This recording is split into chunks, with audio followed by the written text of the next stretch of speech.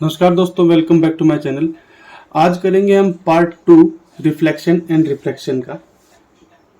तो दोस्तों, जैसा कि मैंने लास्ट वीडियो में बताया था आपको कि 6 प्रकार की जो इमेज है वो बनती हैं। सभी जो इमेज हैं उसमें वो बनती है आपकी वास्तविक और उल्टी। बस एक ही केस ऐसा था जिसमें वो पीछे की तरफ जाकर बन रही थी। उस केस को आपको याद रख लेना है।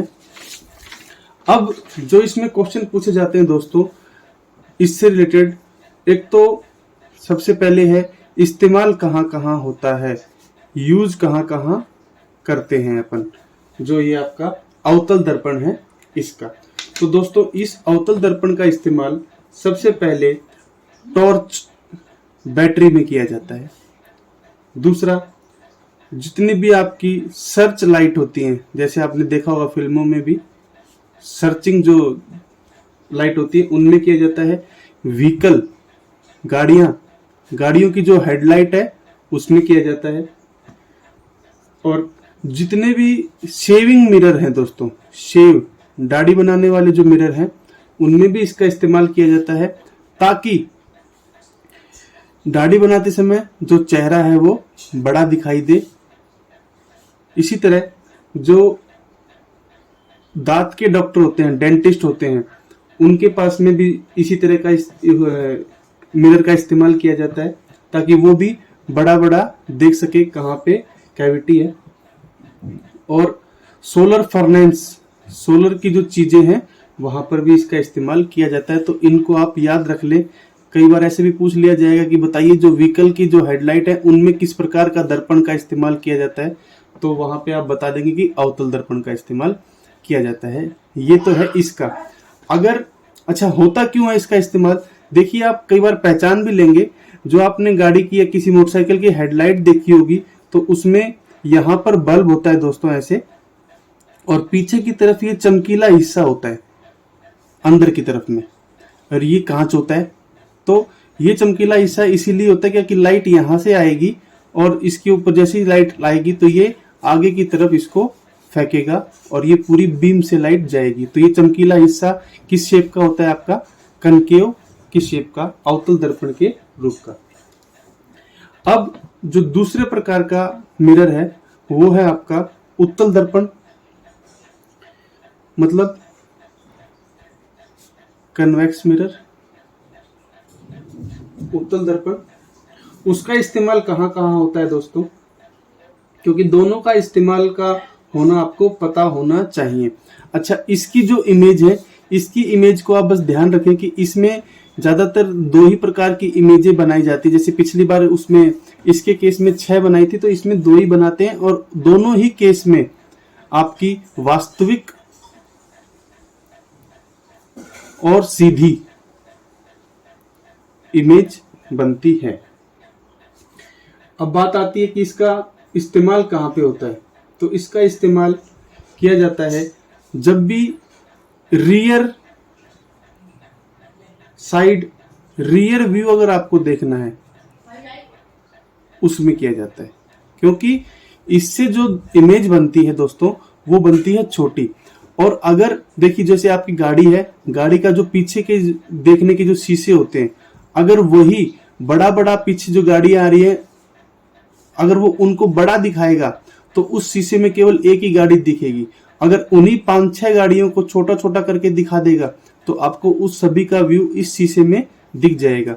तो इसका इस्तेमाल कहाँ होता है, रियर व्यू, पीछे की जो दर्पण वस्तुएं हैं उनको देखने के लिए किया जाता है। बहुत ही इंपॉर्टेंट पार्ट जिसमें अक्सर बच्चों को दिक्कतें आती हैं, जो कि है न्यूमेरिकल। तो दोस्तों एक बार आप ध्यान लगा के समझ लीजिए, आपको कभी भी मैं गारंटी लेता हूं इश्यू नहीं आएगा न्यूमेरिकल सॉल्व करने में। और बेसिक और साइंस इंजीनियरिंग में अगर आप 40 में से 30 प्लस या 30 मार्क्स चाहते हो तो दोस्तों न्यूमेरिकल पोर्शन को आपको करना ही होगा, कैसे भी करके। तो एक बार ध्यान लगाइए कैसे करते हैं। देखिए मैं आपकी इसकी फोटो भी शेयर कर दूंगा, पर करते कैसे हैं उस चीज को आप एक बार देख लीजिए। जैसे कि आपने 10th में या 9th में पढ़ा होगा, जब भी हम ग्राफ बनाते थे तो ये होता था हमारा एक्स एक्सिस, और ये जो लंबवत खड़ा रहता है इसको बोलते हैं वाई एक्सिस। तो यहीं पे इस तरफ कोई वस्तु होती थी तो उसको हम पॉजिटिव लेते थे, इस तरफ कोई वस्तु होती तो उसको हम नेगेटिव लेते थे। अगर ऊपर की तरफ कोई वस्तु खड़ी है तो उसको हम पॉजिटिव लेते थे, और नीचे की तरफ कोई खड़ी है उल्टी तो उसको नेगेटिव लेते थे। ये तो आपको ध्यान होगा। बिल्कुल इसी तरह जैसा कि आप देख भी पा रहे होंगे, आपने बना लिया ये दर्पण, और ये हो गया आपका प्रिंसिपल एक्सिस, और ये हो गया आपका फोकस, ये वक्रता केंद्र, सेंटर ऑफ कर्वेचर।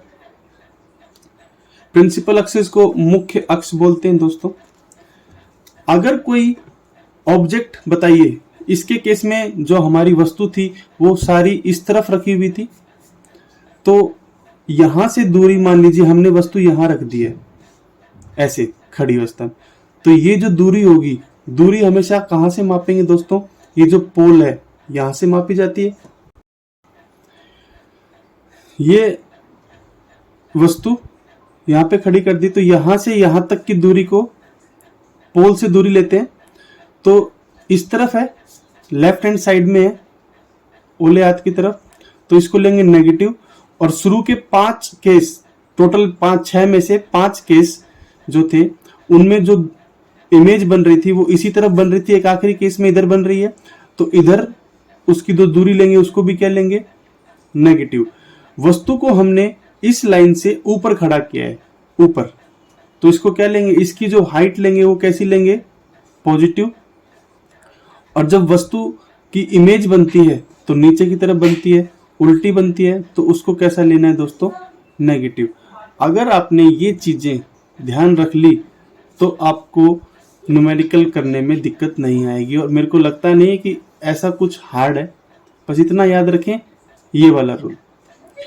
छठा जो केस है, छठा केस क्या है भाई?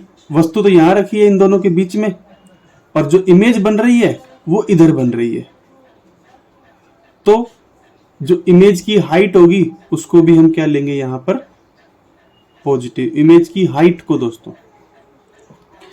अब कुछ बातें मैं आपको बता देता हूं न्यूमेरिकल के फॉर्मूला बताने से पहले।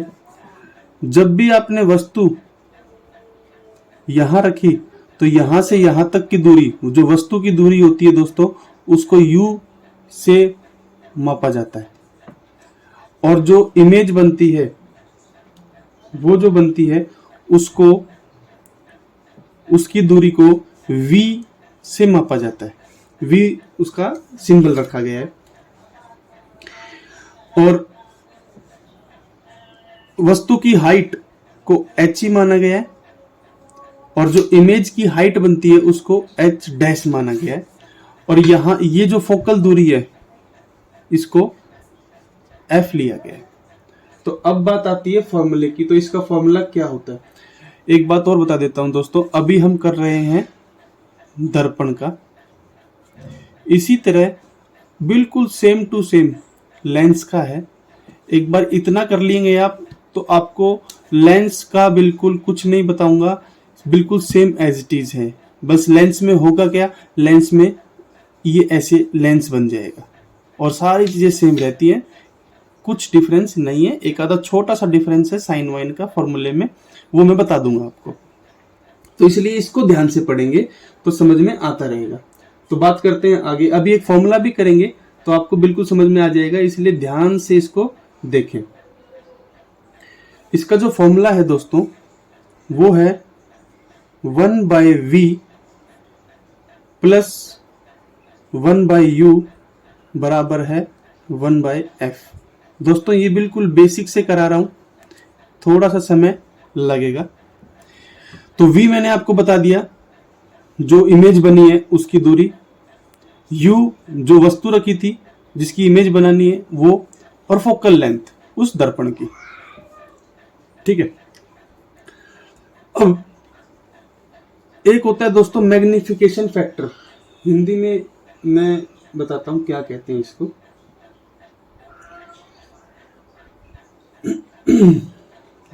हिंदी में दोस्तों इसको कहते हैं आवर्धन, एम को इंग्लिश में मैग्निफिकेशन फैक्टर और इसको बोलते हैं आवर्धन। इसको भी निकालना पेपर में आता है दोस्तों। तो इसका फॉर्मूला क्या है? इसका फॉर्मूला है जो इमेज की हाइट है वो बटे में जो वस्तु रखी है उसकी हाइट, याद रखिएगा। और ये किसके बराबर है? ये बराबर है माइनस वी बटा यू के। ये एक फॉर्मूला, दो फॉर्मूला और इन दोनों के बीच में रिलेशन का फॉर्मूला, बस ये 3 फॉर्मूले आपको याद रखने हैं। अब दोस्तों इन 3 फॉर्मूले में से क्वेश्चन कैसे आएगा? क्वेश्चन आएगा आपको ये दे देगा, ये दे देगा और ये निकालिए, ठीक है। उसके बाद एक चीज और पूछ लेगा कि भाई ये निकालिए पहले, और उसके बाद बताइए जो प्रतिबिंब इमेज बनेगी उसकी हाइट क्या होगी। तो ये मिल गया, ये आप निकाल लेंगे, यहां पर डालकर ये भी दिया हुआ है, तो इन 3 चीज के देने से आप इसको निकाल सकते हैं। अब दोस्तों मान लीजिए ये कह देता है कि आवर्धन निकालिए, मतलब m निकालिए, तो आप h डैश और h निकालकर वैल्यू निकालेंगे। अगर वैल्यू आ जाती है नेगेटिव में, ठीक है, या तो नेगेटिव में आएगी और या फिर आएगी पॉजिटिव में। मान लीजिए h डैश की वैल्यू आ गई आपकी नेगेटिव में, इसका मतलब क्या समझे? h डैश मतलब प्रतिबिंब की ऊंचाई, और वो है माइनस में। माइनस में कब रहती है दोस्तों प्रतिबिंब की ऊंचाई? ये देखिए ये प्रतिबिंब है यहां पर, और इसकी ऊंचाई को मैंने क्या बोला है? नेगेटिव लेना है। क्यों लेना है? क्योंकि ये नीचे की तरफ है, और नीचे की तरफ होती है तब कैसा प्रतिबिंब बनता है? उल्टा। तो यहां से क्या समझे कि अगर नेगेटिव है तो इसका मतलब जो प्रतिबिंब बना है वो उल्टा बना है। तो क्वेश्चन में क्या पूछेगा आपसे? क्वेश्चन में पूछेगा कि बताइए प्रतिबिंब किस तरह का बना है। तो प्रतिबिंब आप इसके निशान को देख के आप बता सकते हैं कि उल्टा है या सीधा बना है। अब बात करते हैं अगर m की वैल्यू पॉजिटिव और नेगेटिव है तो अगर m की वैल्यू पॉजिटिव है, इसका मतलब जो प्रतिबिंब बना है आपका वो वर्चुअल है, मतलब काल्पनिक है। और अगर नेगेटिव है तो इसका मतलब आपका प्रतिबिंब वास्तविक है। इस चीज को ध्यान रखते हुए आगे न्यूमेरिकल करेंगे, क्योंकि यही काम आने वाला है। अब हमारे आपके आगे है, हिंदी और इंग्लिश दोनों में मैंने दिया है। कहता है दोस्तों वस्तु की हाइट है वो है 4 सेंटीमीटर और उसको रखा है 25 सेंटीमीटर उत्तल दर्पण से दूर। तो दोस्तों सबसे पहले हम ये उत्तल नहीं अवतल दर्पण बना लेते हैं।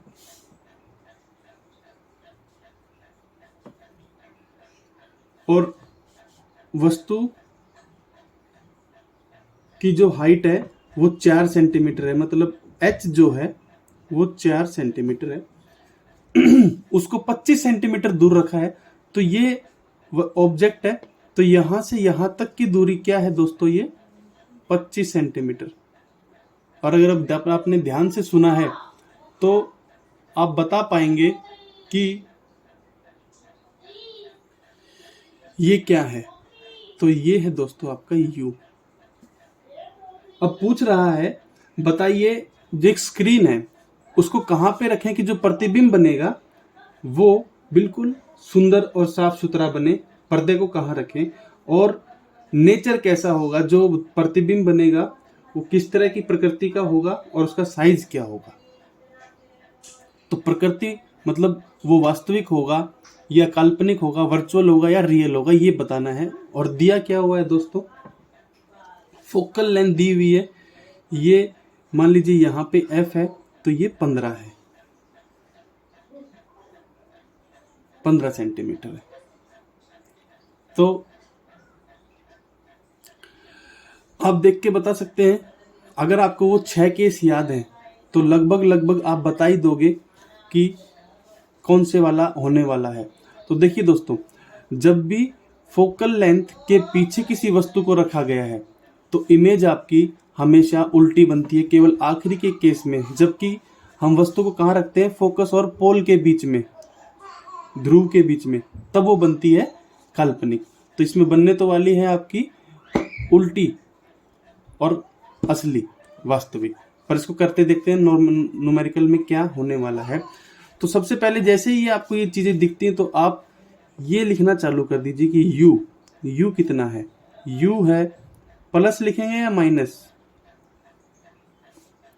भाई इसके इस तरफ है, लेफ्ट हैंड साइड में है तो माइनस लिखेंगे, ठीक है। फोकल लेंथ ये भी इधर है तो ये भी माइनस में लिखी जाएगी। हाइट दोस्तों माइनस में होगी या प्लस में, तो ये ऊपर की तरफ है तो ये होगी प्लस में। अब निकालना है जो प्रतिबिंब है उसकी ऊंचाई, जो कि है h डैश, और वो किस तरह का है किस तरह का नहीं है, कहाँ पे बनेगा और पर्दे को कहाँ रखें। पर्दे को कहाँ रखें मतलब कहाँ पर इमेज बनेगी वहीं पे तो रखना है। तो हमें सबसे पहले v निकालना है, उसके बाद में ये निकालेंगे। तो फॉर्मूला आपको पता ही है, फॉर्मूला है 1/v plus 1/u is equal to 1/f। v की वैल्यू नहीं पता है, थोड़ा सा धीरे धीरे करा रहे हैं दोस्तों। u की वैल्यू -15 है, सॉरी -25 है, तो यहाँ पे ब्रैकेट में लिख लेंगे, और ये है -15।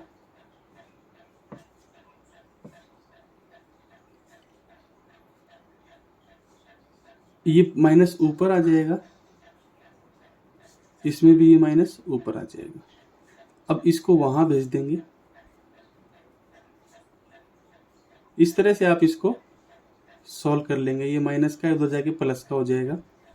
इन दोनों का एलसीएम कैसे लेते हैं दोस्तों, इन दोनों का पहाड़ा में जो चीज आती है, जैसे 30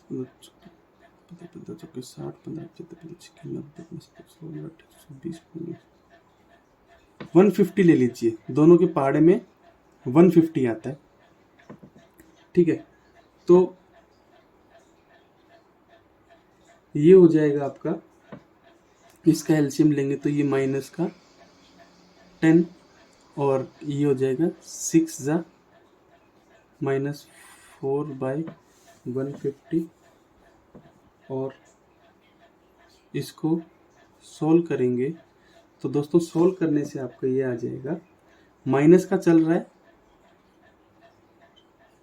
1/37.5 और इधर है v, इसको भी उल्टा देंगे और उसको भी उल्टा देंगे तो इसके आंसर आ जाएगा 37.5। मतलब कहाँ पर रखेंगे हम अपनी जो स्क्रीन है, पर्दे को, यहाँ से इतनी दूरी पे। और माइनस का मतलब दोस्तों, माइनस का मतलब है कि जो हमारी इमेज है वो इस तरफ बनेगी, करीबन यहाँ, ये यहाँ से यहाँ तक 25 है तो ये 37 के आसपास यहाँ पे रखना है। नीचे रखना है ऊपर, इसका अभी पता नहीं चला है, वो बताएगा नीचे की तरफ बनेगी या ऊपर की तरफ, वो हाइट से पता चलेगा, ठीक है। अब बात करते हैं h डैश बटा h, इस फॉर्मूले से, आवर्धन से, और ये किसके बराबर है आपका, -v/u। इस फॉर्मूले से, क्योंकि 4 चीजों में से 3 चीज हमारे पास है, ये मिल गया, ये हमारे पास थे तीनों, तो ये h डैश निकल जाएगा। h कितना है दोस्तों, प्लस का लेना है आपको 4, माइनस, और v कितना आया है, ये पहले से एक माइनस है, ये फॉर्मूले का माइनस है, और u की वैल्यू 25, h डैश की वैल्यू ये हो जाएगा minus minus plus 37.5 multiply by 4 25। इसमें गलती हमने क्या की, u की वैल्यू को दोस्तों माइनस में लेना है, ठीक है। तो ये माइनस ऊपर चला जाएगा 37.5 बाय 4 और ये नीचे 25। अब दोस्तों थोड़ा सा सॉल्यूशन आपको आना चाहिए जल्दी जल्दी। कैसे करेंगे, इसको 4 से मल्टीप्लाई कर दें, ऊपर से 4 से ये 100 बन जाएगा। बस ऊपर इनको 37.5 मल्टीप्लाई बाय 16 और डिवाइड में है 100। जब भी सॉल्व करेंगे तो ये 2 पॉइंट से पहले और इसको मल्टीप्लाई कर देंगे तो आपका आंसर जो आ जाएगा वो आएगा माइनस का 0.6 सेंटीमीटर। अब ये माइनस क्या दर्शा रहा है दोस्तों, ये माइनस दर्शा रहा है कि जो इमेज, जो प्रतिबिंब बना है वो नीचे की तरफ बना है। तो इसका मतलब प्रतिबिंब नीचे की तरफ बना है और इस तरफ बना है तो वास्तविक है। तो मतलब ये दर्शा रहा है इस तरफ नेगेटिव तो वास्तविक को दर्शाता है। और कितनी दूरी पर रखना है, 37.5 वास्तविक को दर्शा रहा है, और हमारी जो प्रतिबिंब है वो उल्टी बनी है। तो दोस्तों इस तरह से आपको क्वेश्चन को करना है। अगली वीडियो में हम करेंगे जो लेंस वगैरह हैं उसका टॉपिक। और दोस्तों उस वीडियो को स्किप मत करना, क्योंकि अगर आपने ये दोनों वीडियो अभी तक लगातार देखी हैं तो उसका फायदा अब होगा, क्योंकि उसमें हम ज्यादा कुछ नहीं करेंगे, बस बिल्कुल सेम टू सेम यही फॉर्मूले हैं, बस माइनस का निशान बदल जाएगा और बिल्कुल सेम टू सेम है, कुछ नहीं है, आपको वो भी आ जाएगा। अगर आपको दोस्तों वीडियो अच्छी लगी हो तो वीडियो को लाइक, सब्सक्राइब और शेयर करना ना भूलें। थैंक यू दोस्तों।